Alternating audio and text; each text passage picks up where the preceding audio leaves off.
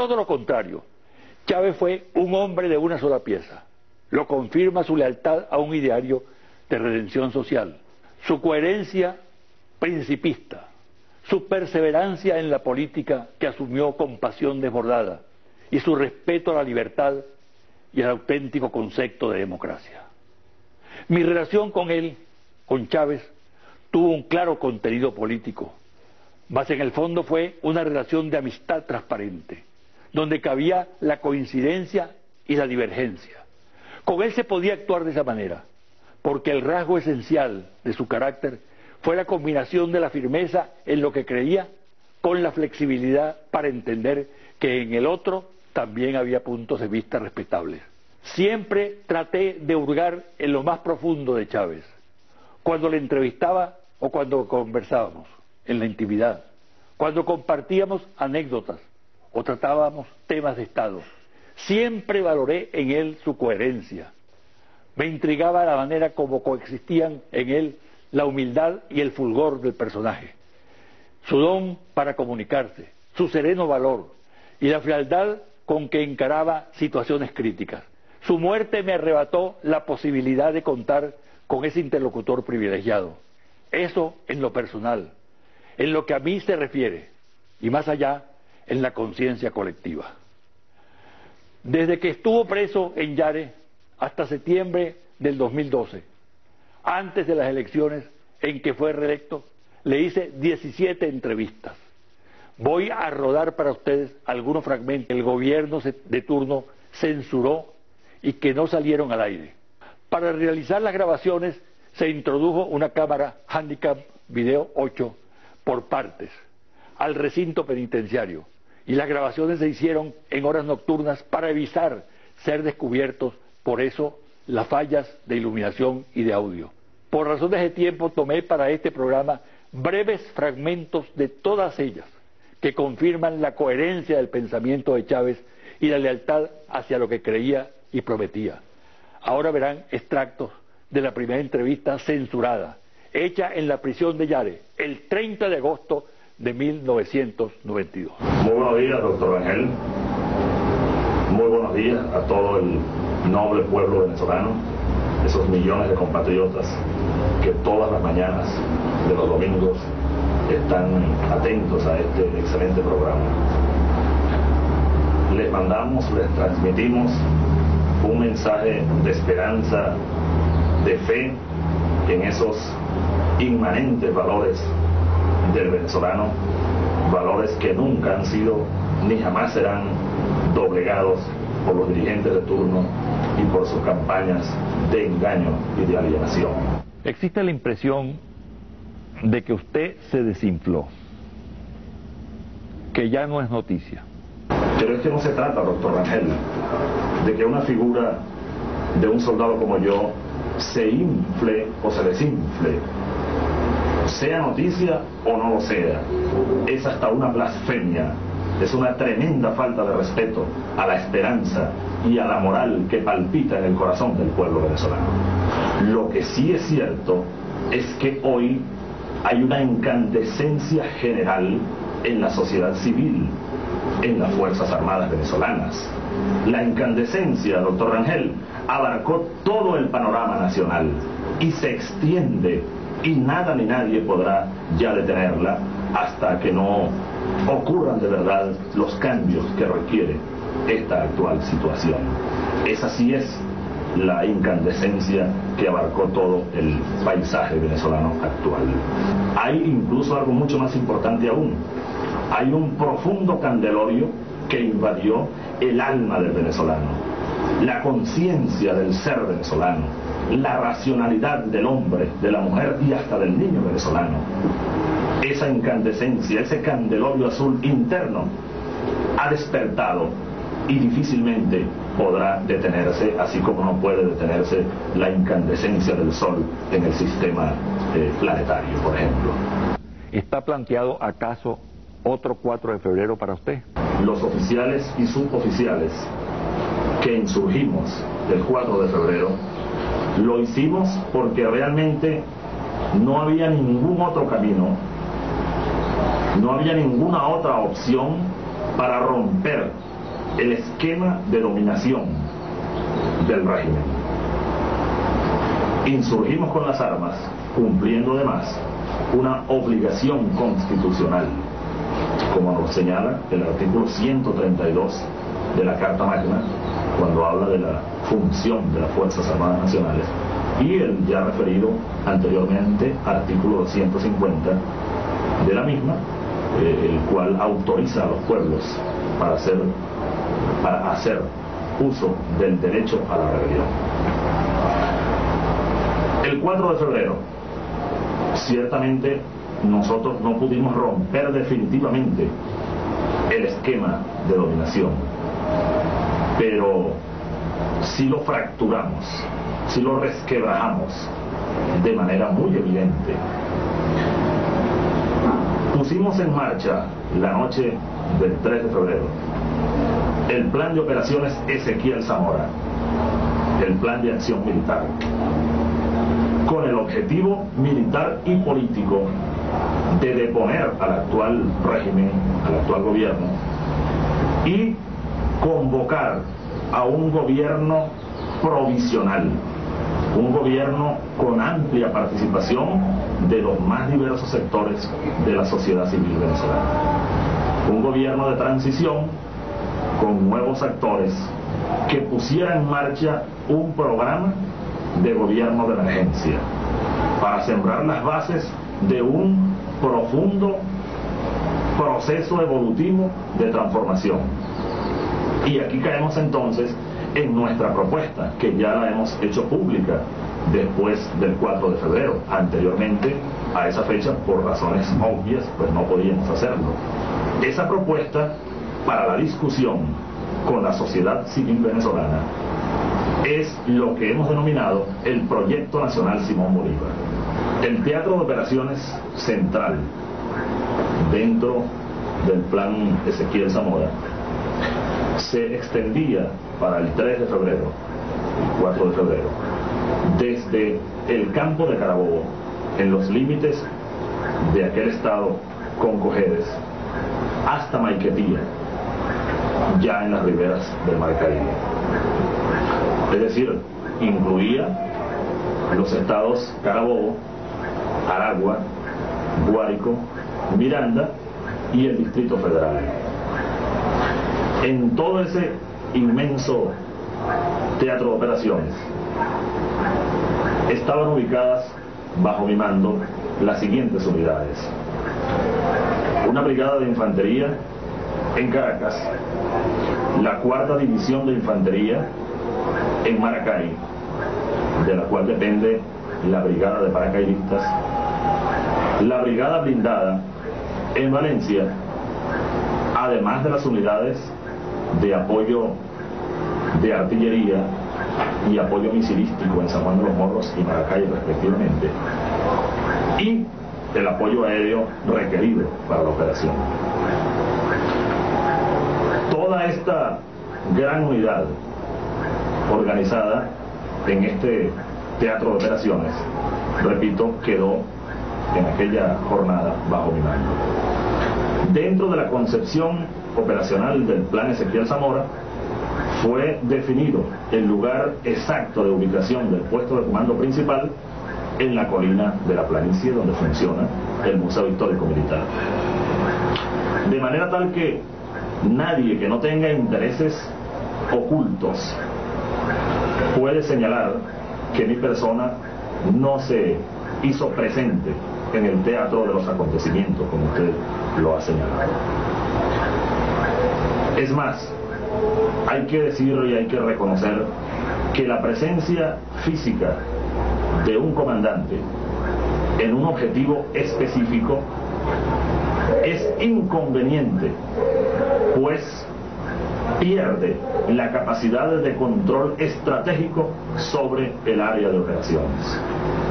El general Ochoa Antich, entonces ministro de la Defensa, fue el primero que echó a rodar esa especie de que yo falté al honor militar porque no comandé directamente la toma del Palacio de Miraflores. Esa misión táctica de importancia capital, hay que reconocerlo, estaba sin embargo asignada a las unidades acantonadas en Caracas, como efectivamente lo hicieron. De forma tal que yo le recuerdo pues al general Ochoa y a aquellas personas interesadas en esta campaña de desprestigio sobre la acción del 4 de febrero y los hombres que la dirigimos, un principio fundamental del arte militar que dice que la táctica nunca puede estar por encima de la estrategia. Esa es la realidad. Todas estas campañas de guerra sucia fabricadas en los laboratorios criollos e importados del régimen se han estrellado, sin embargo, y se continuarán estrellando contra la fortaleza absoluta que tiene la verdad clara y sencilla, así como yo la estoy planteando. Usted, como es lógico, como prisionero, reclama su libertad. Hasta ahora el presidente de la República ha dicho que no lo indultará. Pero en el caso de que lo indultara el presidente Pérez, ¿cuál sería su reacción?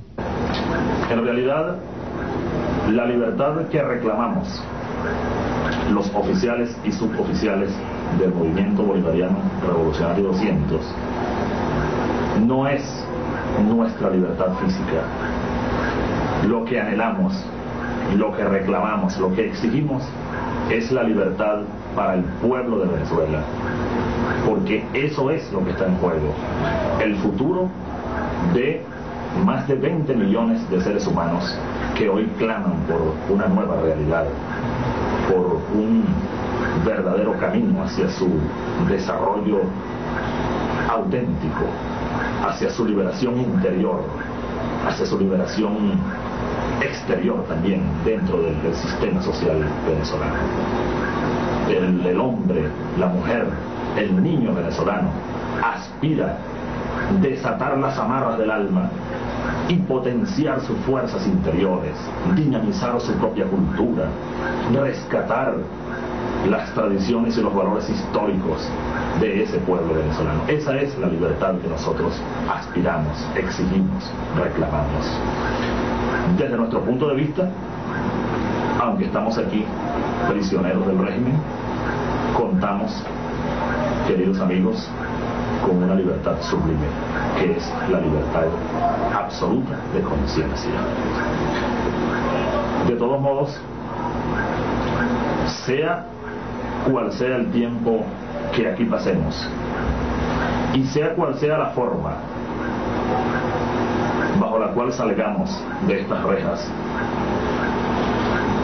iremos, queridos compatriotas, al reencuentro físico con ustedes, para continuar la marcha, como lo decía el cantor del pueblo venezolano, Jalí I, juntando flores, tocando puertas, juntando soles, hasta llegar.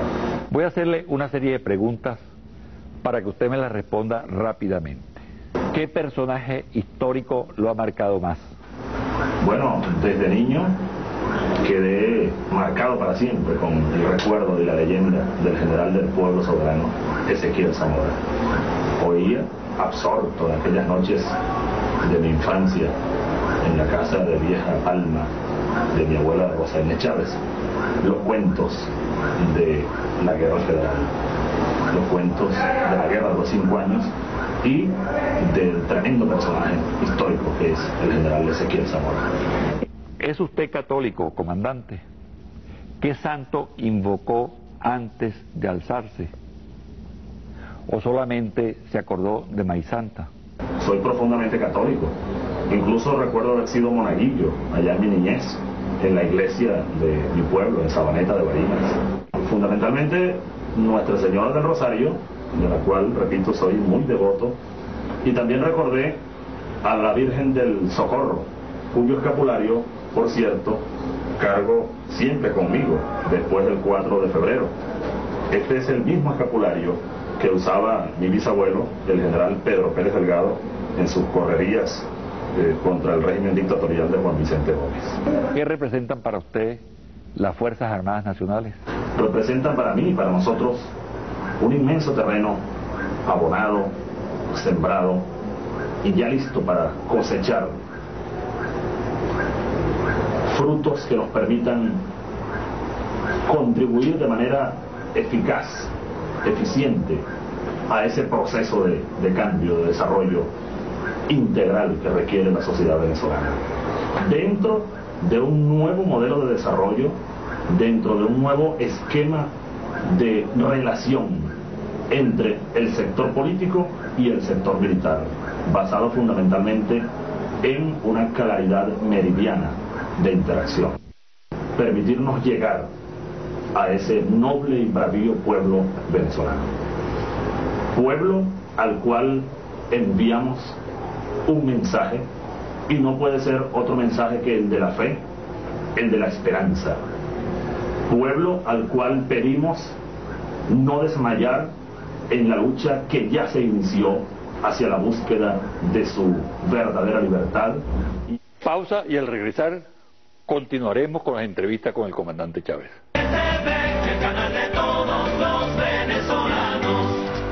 Una entrevista prohibida, también en Yare, el 13 de junio de 1993. El tiempo transcurrido, yo creo que los acontecimientos nos han dado la razón a todos los que estábamos reclamando vivir en un país decente. Esa persona que entrevisté para esa fecha, que ustedes no pudieron ver en este programa, sigue teniendo una gran vigencia en nosotros. Ahora, ¿qué está pasando en verdad? En ese terrible drama nos movemos los venezolanos de hoy. Pero cada día que pasa nos estamos acercando más, José Vicente, al parto de la historia, al parto de la patria, a ese nacimiento de lo nuevo y por supuesto al entierro de lo viejo, de lo que significa el viejo régimen de dominación. Cada día nos acercamos más a ese momento histórico. ¿Qué debe hacer el pueblo en este momento? El pueblo venezolano debe estar alerta y debe exigir ahora los cambios profundos. Estamos en una crisis galopante sin retorno y nos aproximamos a eventos históricos que marcarán el nacimiento de un nuevo tiempo venezolano, de un nuevo país para el siglo que viene. ¿Qué consideración final puedes hacer? Que nuestro compromiso es con la lucha, con la esperanza de ese país que clama por un destino mejor y que se acerca indefectiblemente el día en que salgamos de estos muros inútiles, de estos barrotes temblorosos, para ir definitivamente al encuentro con ustedes en las calles, en los pueblos y en los barrios de Venezuela, para que podamos entonces repetir una vez más con Simón Bolívar, el libertador, y llevando en alto las banderas bolivarianas, robinsonianas y zamoranas, compatriotas, de los esfuerzos de hoy depende la suerte del mañana. Por ahora y para siempre, compatriotas. Esta es la conversación que he sostenido con el comandante Hugo Chávez Frías, recluido en la cárcel de Yare. De la cárcel, al salir en libertad, Chávez se trasladó a Televen, tal como lo había prometido. Lo entrevisté el 26 de marzo de 1994. Enseguida paso un fragmento de la entrevista, lo mismo que otras entrevistas que realicé con él. ¿Tú crees que se ha cerrado la brecha entre el país militar y el país civil? No. Yo creo que dentro del proceso de desarrollo político-social de Venezuela, eso es un objetivo a lograr. Unir, nosotros llamamos a la fusión cívico-militar. ¿Tú eres un mito? Si aquí hay un mito en torno a Chávez y el por ahora y lo del 4 de febrero, yo soy esa parte de verdad. Pero no me considero un mito. El pueblo lo dirá y la historia lo dirá. Pero si hay ese mito, José Vicente, yo soy ese núcleo de verdad. Ahora, yo creo que sí hay un gran mito colectivo en la mente de los venezolanos. O sea, cuando hay un sueño de nación posible que te invade tu mente, la mía, y la de millones de seres humanos, desde ancianos hasta niños, hombres y mujeres que habitan este territorio bolivariano, ahí hay un mito colectivo y eso hace los grandes cambios de la historia. En ese mito es que yo creo. ¿Tú te das cuenta de la inmensa responsabilidad que tienes? Trato de palparla en su exacta dimensión. Dicen que el llanero es el tamaño del compromiso que se le presenta.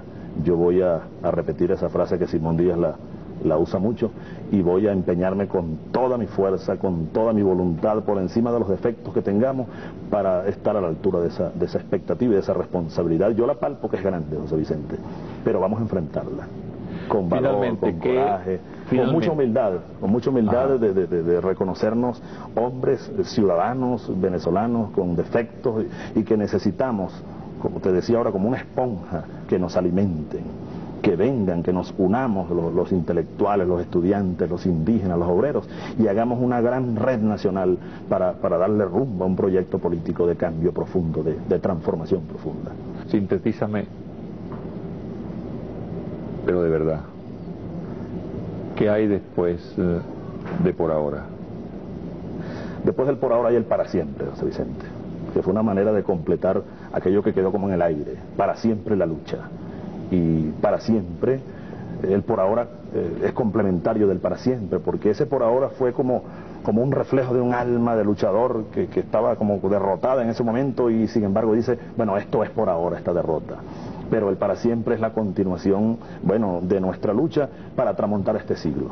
Yo le decía a los compatriotas que estaban allá afuera esperándonos, y a los compañeros que se fueron de baja, yo no tengo la menor duda, José Vicente, no que Hugo Chávez va a tomar el poder en Venezuela, no se trata de una figura o de un hombre.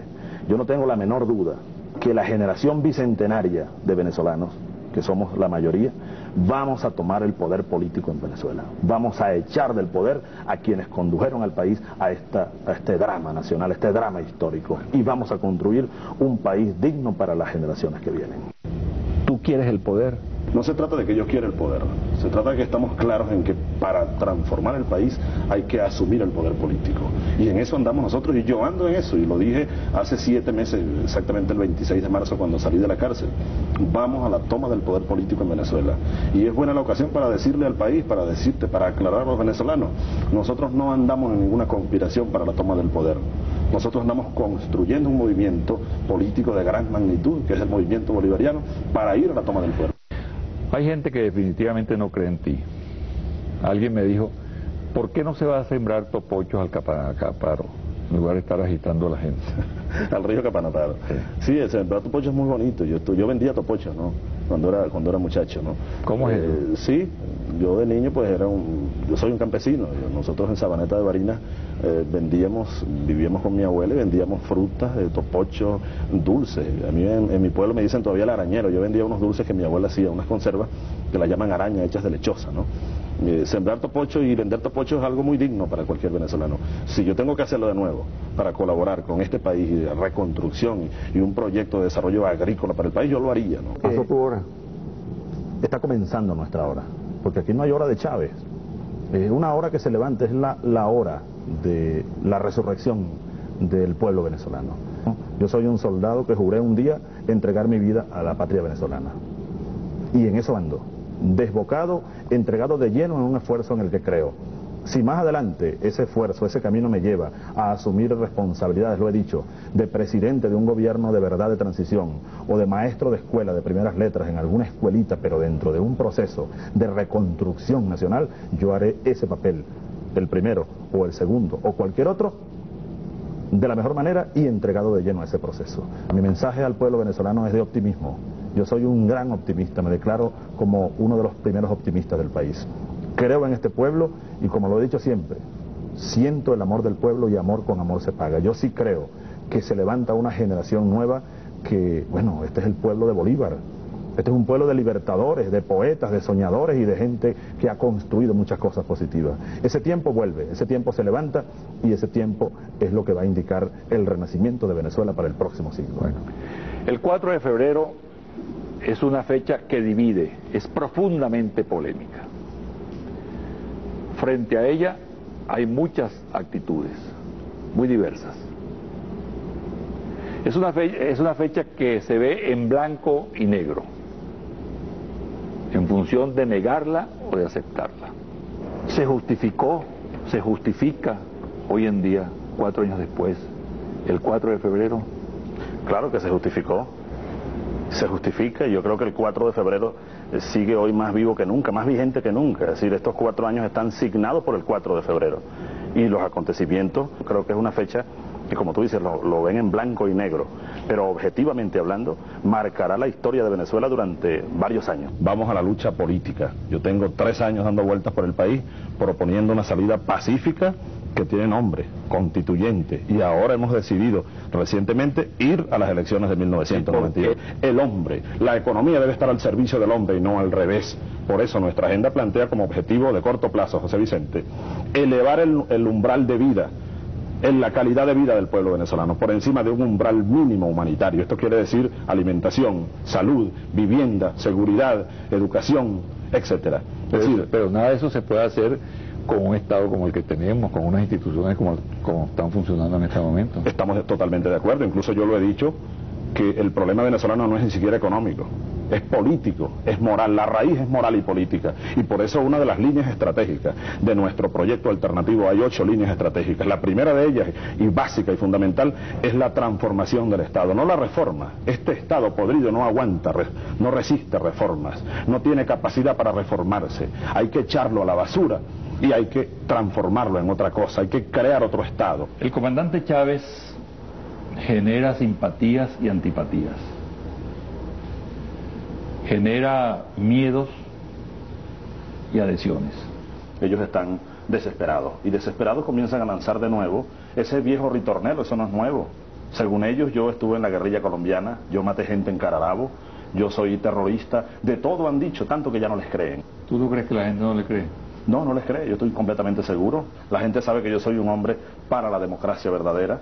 La gente sabe que yo ando proponiendo no la violencia, sino reordenación del país en democracia, en paz. O hay gente que se pregunta que cómo es posible que un soldado de la República haya utilizado las armas para derrocar a un gobierno constitucional. Siempre hablan de Chávez el golpista.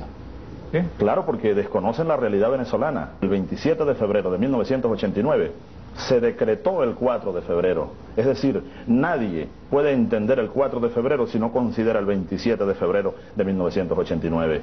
Empieza a gestarse una campaña en relación a estimular el miedo en la gente hacia una candidatura como la tuya. Por ejemplo, se dice que Hugo Chávez, al llegar al poder, le va a quitar la propiedad a la gente. Es decir, que tú le vas a quitar la casa a la gente, que le vas a quitar el conuco al campesino, las vaquitas, etcétera, ¿no? Se dice que si Hugo Chávez gana las elecciones, hay un golpe militar. Tú eres el lobo feroz que quieres acabar con la caperucita roja de la democracia venezolana. ¿Qué respuesta tiene Hugo Chávez a esa campaña del miedo? Por una parte, que Hugo Chávez le va a quitar las propiedades a los venezolanos. Eso lo dicen quienes realmente le han quitado las propiedades a los venezolanos, quienes han eliminado el campo y tienen a los campesinos en la peor de las situaciones en toda su historia, quienes le han expropiado al pueblo el derecho a la educación, que es propiedad, es un derecho, el derecho a la salud, el derecho a la vivienda.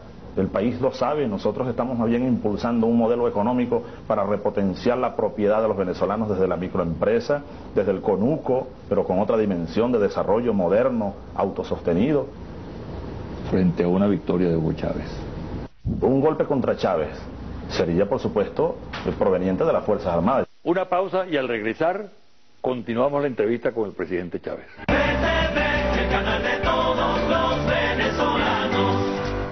No le creen en Venezuela. ¿Por qué creerle a Hugo Chávez? Nosotros somos gente de palabra. Cuando salí de la cárcel el 26 de marzo de 1994, dije ahí en los monolitos, en los próceres, vamos al poder. Y desde entonces tengo 5 años recorriendo el país, construyendo un movimiento político que hoy tiene una feliz y fuerte existencia, construyendo un proyecto de transición que hoy está ya conocido por los venezolanos.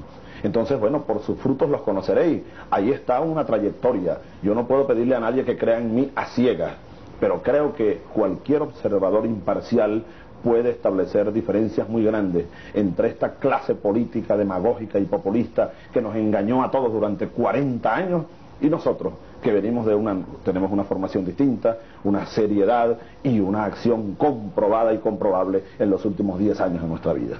Ahí está, yo siempre digo, el que tenga ojos vea y el que tenga oídos oiga. dentro de 48 horas los venezolanos estaremos votando.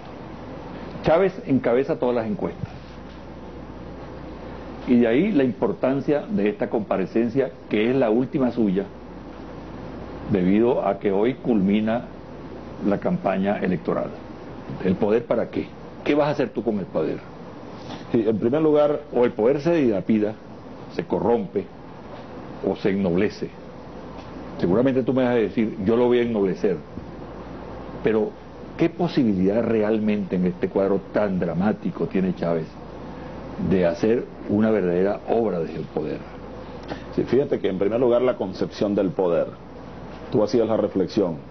Chávez, un hombre de poder, un hombre que busca el poder. Realmente en el fondo no es así. No es que Chávez ande buscando el poder. Yo creo que el poder no es como este vaso de agua que tú lo tomas, ¿no? En un momento determinado está allí y tú lo tomaste. No, el poder hay que irlo construyendo sobre la marcha. Aquí se prohíbe fallar. Nosotros no podemos fallarle al pueblo y Dios mediante no vamos a fallarle al pueblo venezolano. Entre muchas otras cosas se está haciendo evidente aquello de Ortega, el hombre y sus circunstancias. Creo que definitivamente ya nosotros no nos equivocamos cuando decidimos salir de nuestros cuarteles con nuestra dignidad a impulsar aquella rebelión legítima del 4 de febrero de 1992. Porque el Hugo Chávez de hoy es producto de todas estas circunstancias, es producto de una rebelión militar legítima, dolorosa ciertamente, pero legítima, era necesaria. Y todos estos años, pues nosotros hemos venido confirmando nuestras tesis. Fuimos a prisión, pasamos 2 años y casi 2 años y 2 meses en prisión, estudiando, tratando de interpretarnos a nosotros mismos en primer lugar y una realidad que nos circundaba. Salimos de la prisión y yo recuerdo, aquí vine a conversar contigo aquel día 26 de marzo, era sábado de Semana Santa, 1994, allá en Los Monolitos, en Fuerte Tiuna. Salí de la vida militar y me preguntó un periodista, ¿y usted qué va a hacer ahora? Y le dije, vamos al poder. Y me ofreció el gobierno de Caldera cargos, embajadas, y no, yo no tengo compromiso con nadie. Vamos a las catacumbas del pueblo, también lo dije. Y comenzamos entonces a recorrer los caminos. Comenzamos a interpretar esa realidad, a conocerla mucho más de cerca, a organizar desde abajo, en los barrios, yo le di como 5 vueltas a Venezuela, en vehículo, a pie, caminando por los barrios, y lo recuerda el país, vigilado, perseguido, vilipendiado, pero con una visión estratégica. Esa estrategia era, y está dando sus primeros frutos, la organización de un vasto movimiento popular, un actor social con una fuerza tal que pudiese irrumpir en el escenario político con bastantes opciones de triunfo. Pero no solamente la construcción del movimiento popular, que hoy lo tenemos gracias a Dios, y al esfuerzo de muchísima gente, sino también, José Vicente, la construcción de un proyecto nacional, de una idea de país, un proyecto político constituyente. En eso tenemos años nosotros. Así que hoy, felizmente, podemos decir que de tanto esfuerzo estamos viendo los primeros frutos. Y Hugo Chávez es apenas, diría Bolívar, una paja en el viento. Hay un huracán que está despertando por Venezuela, que ha despertado, hay un inmenso movimiento colectivo, hay un actor social determinante en Venezuela y un proyecto de país, un rumbo, un norte. Eso es algo hermoso, algo muy positivo. Yo, uno más de toda esta lucha. Ahora estoy terminando otra fase de mi vida. Le agradezco a Dios y a los venezolanos haberme apoyado tanto en esta fase de mi vida. He cruzado soledades, he sido vilipendiado, he sido perseguido, pero me he mantenido con vida por el amor de un pueblo, por la esperanza de un pueblo. Mil gracias a los venezolanos. Y este sentimiento que aflora de mi alma, lo voy a demostrar. Amor con amor se paga. Comenzará una nueva fase de mi vida. Dios quiera que como presidente de Venezuela, para servirlos a ustedes, para levantar junto a ustedes la dignidad de un pueblo, el renacimiento de un pueblo. Quizás nunca lo había dicho. Bienvenido a tu casa. Estamos en un ambiente entre bucólico y citadino, ¿no? Aquí en los jardines de Miraflores. Tenemos al fondo el Arco de la Federación, el Calvario, la ciudad, la iglesia de Pagüita. Y el cuartel de la montaña. Exacto, el cuartel de la montaña. Ahora con una bandera. ¿Qué te recordó cuando llegaste acá? No, yo creo que ahí está la historia, buena parte de la historia venezolana, como una vez lo decíamos en un acto aquí en la Plaza Bicentenario. El arco de la Federación. ¿Por qué la Federación? Y luego, bueno, los bloques 23 de enero. Hay una secuencia, ahí está como condensado ahí a nuestra espalda el alma de la ciudad, el alma de Caracas, ¿no? Y arriba el cuartel de la montaña tomando la frase de Neruda, de aquella realidad española, ¿no? Yo casi todos los días en la mañana, casi todas las mañanas me asomo al balcón del pueblo, o por allá, por otra ventana, y veo el cuartel de la montaña. Así lo llamé para mí mismo. Primera vez que lo digo a alguien, que me sale del alma el cuartel de la montaña, porque de ahí vengo yo, de aquella madrugada, ¿no? Nunca debo olvidar. Hugo Chávez, un subversivo dentro del poder. Un subversivo, incluso aquí. Yo soy un subversivo en Miraflores. Venezuela tiene un subversivo en el Palacio de Gobierno. ¿Por qué? Porque siempre ando pensando cómo subvertir. Te voy a preguntar sobre las fallas del gobierno, los errores del gobierno, los desaciertos del gobierno, el tema de la corrupción, que yo sé que a ti ese es un tema que te estremece permanentemente, ¿no? Y yo siempre he sido partidario de que en este tema nosotros estemos a la ofensiva, que no nos debemos acorralar por el discurso del adversario de que este es el gobierno más corrupto de la historia, lo cual es completamente falso. Pero sin embargo, es un mal de raíz, un mal social de raíz, es la degeneración de 100 años de corrupción, por utilizar la frase de García Márquez. Allí hemos logrado algunas victorias, pero puntuales, pero pocos avances. Es un reto social, es un reto nacional. Yo no ando buscando el poder. No creo que el poder me busque a mí. Yo creo que hasta cierto punto yo formo parte de una especie de corriente de contrapoder. Es decir, para no solo debilitar, desmontar el entramado del poder, el poder clásico, el poder concentrado en unas minorías, el Estado burgués, decía hace 100 años Lenin, ¿no? Y luego transformar ese entramado en un poder que se redistribuya. En el poder del pueblo, la redistribución del poder. Yo creo que ese ha sido no solo lema, razón, ¿cómo se dice? Leitmotiv de mi vida, desde hace unos 20 años atrás, y sigue siéndolo, redistribuir el poder, pero un nuevo poder. Recuerde usted que en esa entrevista frente al cuartel de la montaña, usted me dijo que era un subversivo en Palacio. ¿Recuerda? Sí, sí, bueno, lo soy. ¿Lo ratifica? Lo soy. No. Ahora, ¿cómo hacer entonces que un subversivo, cómo hacer para que un subversivo pueda arbitrar mecanismos para bajar las tensiones, lo cual supone diálogo con otros sectores? Un subversivo pacifista, ¿no? Pero subversivo. Y yo creo que hoy más que cuando te lo dije frente al cuartel de la montaña. Ahora, podemos evaluar, más, además de palabras, hechos, diálogo, contactos con distintos actores, para minimizar las tensiones, evitar que se desborden esas tensiones, ¿no? Bueno, vuelvo a caer en el tema de la mini crisis bancaria, si es que queremos utilizar la palabra crisis. Nosotros creo que dimos un buen ejemplo de diálogo, de contacto con los sectores afectados, la banca privada, la banca pública, los ahorristas, etc. Ese es un ejemplo. Inmediatamente nosotros mandamos a llamar a los dueños de la banca privada grande, que no tiene problemas, y ojalá no los tenga, ojalá que esos banqueros hagan lo que tienen que hacer. Y bueno, se inició un diálogo y de inmediato se sumaron a la metódica en marcha, ¿no? Para minimizar sobre todo el peligro o el riesgo de las corridas bancarias y sobre todo salirle al paso a todos los mensajes y la campaña que lanzaron estos sectores irracionales para tratar de generar una crisis verdadera. Una pausa y al regresar continuamos la entrevista con el presidente Chávez. El canal de todos los venezolanos. Hugo Chávez, después de 12 años aquí en Miraflores. Frustración, satisfacción. ¿Cuál es el sentimiento que te recorre en estas circunstancias? Estás hablando del tiempo. Algunos dicen que es mucho tiempo, 12 años. Como tú sabes y todos sabemos, el tiempo es relativo, como todo. 12 años que parecieran 12 días más bien.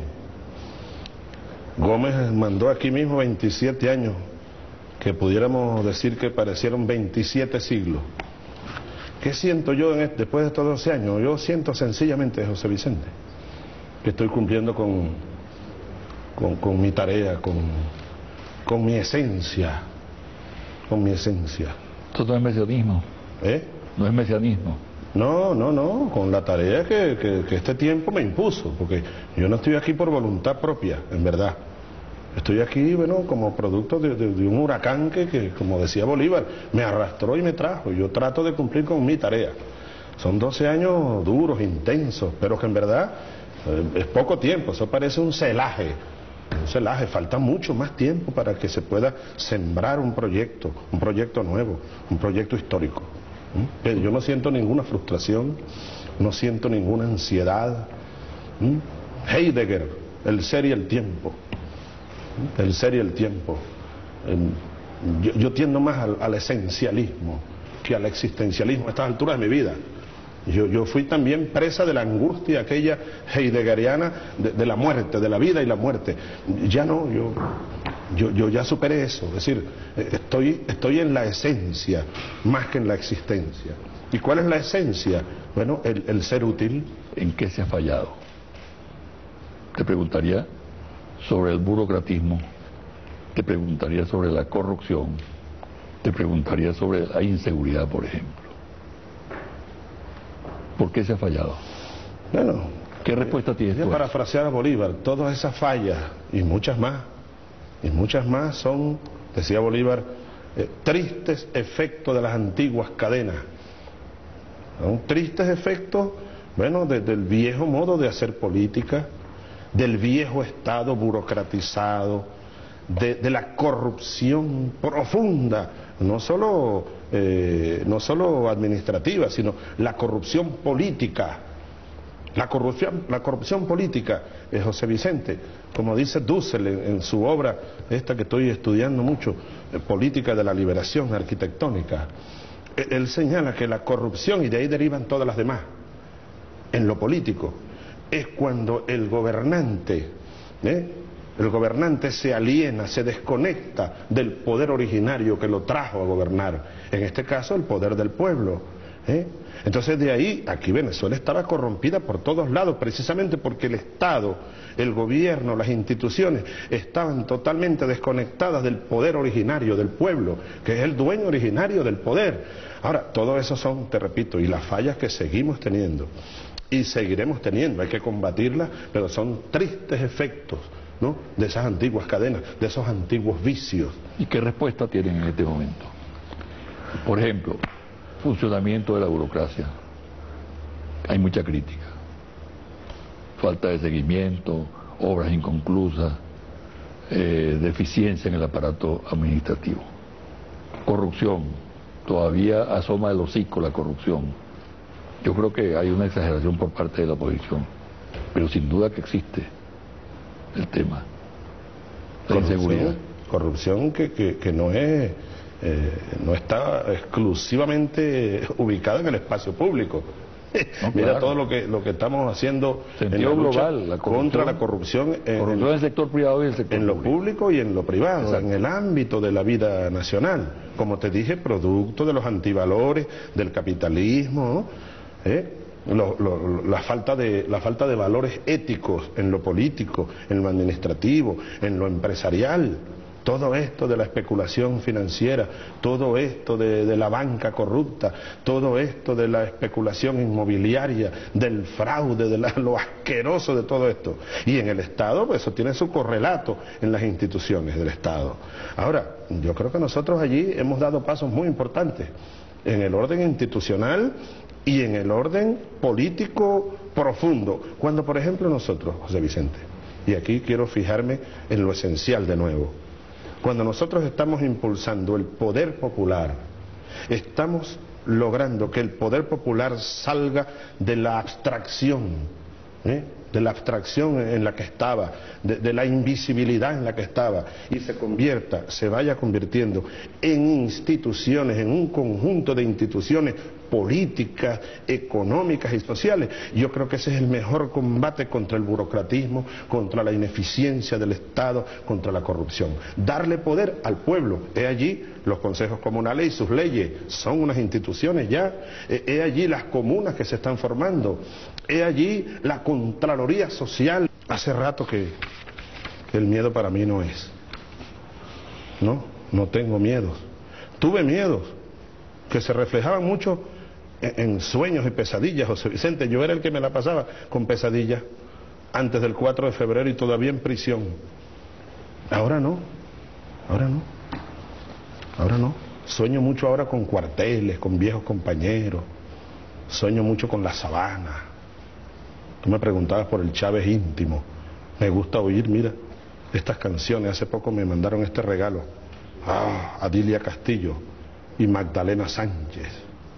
La luna noche traía una cara muy risueña, pues de San Carlos venía una linda cogedeña. Me gusta cantar, me gusta pintar. Por ahí estoy pintando un cuadro que no he terminado hace tiempo, lo estoy pintando, que tiene mucho que ver con esa pregunta que tú me has hecho.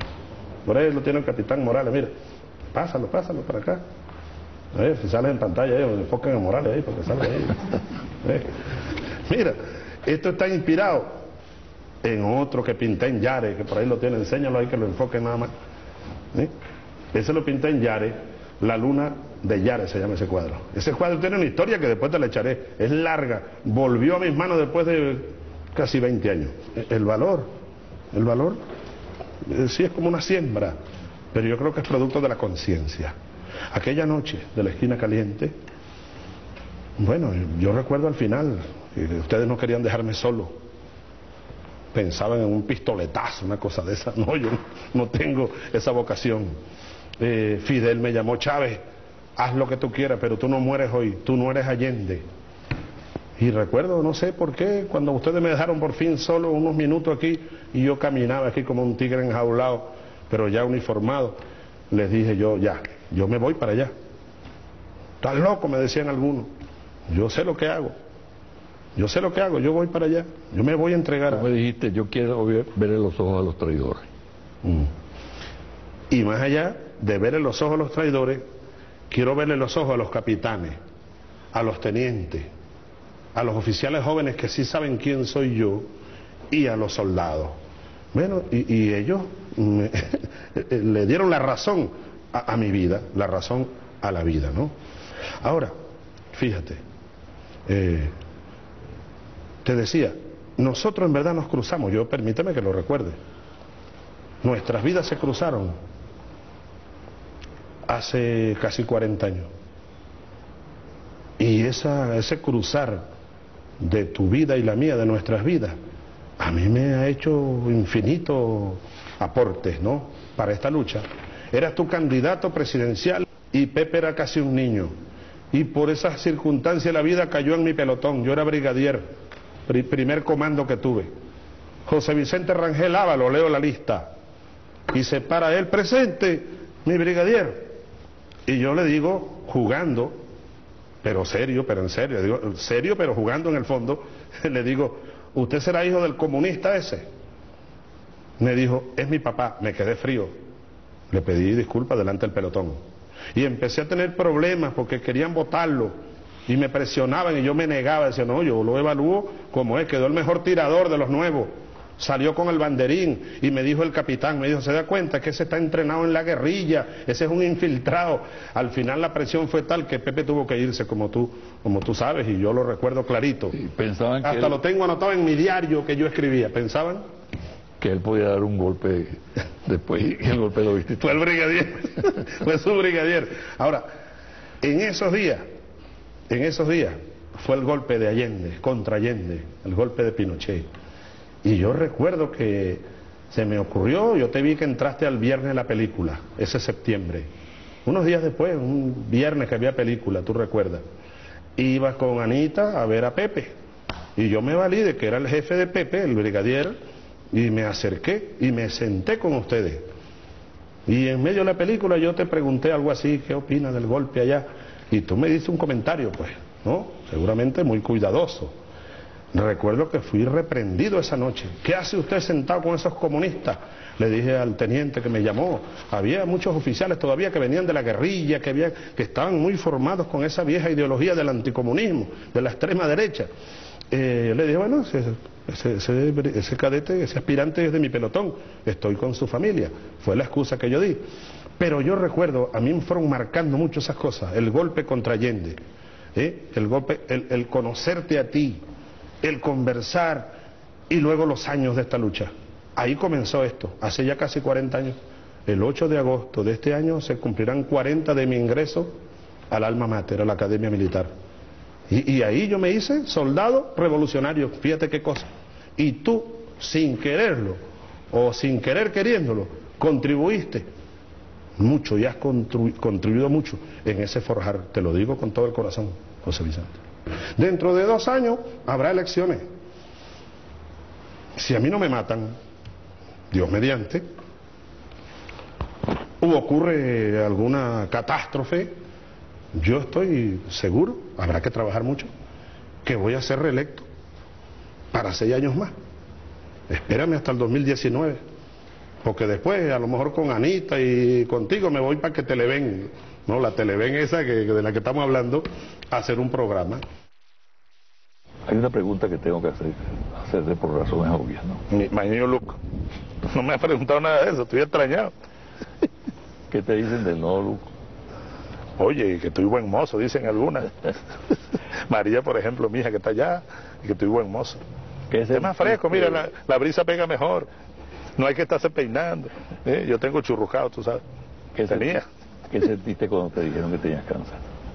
¿Imaginaste alguna vez que el destino te tendería una celada como una enfermedad como el cáncer?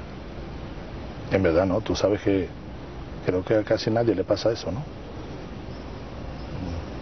Es como un lugar común decir, bueno, uno piensa siempre en los seres queridos, pero nunca en que a uno lo va a sorprender una celada como esa. Y menos aún algo, bueno, de tanta significación para la vida, ¿no? Porque tú sabes que decir cáncer, bueno, es asociado como al fin de la vida.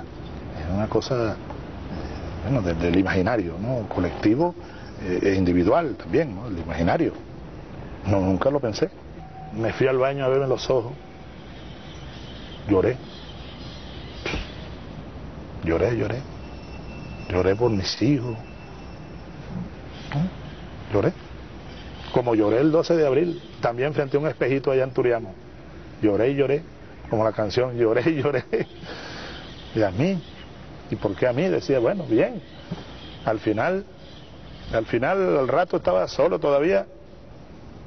Bueno, como mirándome y riendo, bueno, Chávez, ahora un cáncer, pues.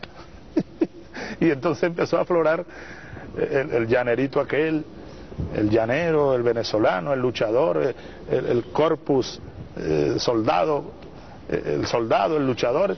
Entonces me miré a los ojos y dije, ¿qué es eso para mí? Como el 11 de abril, ¿qué es eso para mí? Y terminé, bueno, asumiendo, así que, ¿qué es eso para mí? ¿Qué es eso para nosotros? Un cáncer también, lo que me faltaba, pues. ¿Cómo te gustaría morir? No me gustaría morir, vivir viviendo. Comentario final. ¿Qué queda en uno luego de la desaparición de un amigo, de un compañero de lucha y de ideales? ¿Qué queda para el pueblo venezolano? Perseverar en la lucha, porque Chávez vive y la lucha sigue. Hasta aquí el programa de hoy.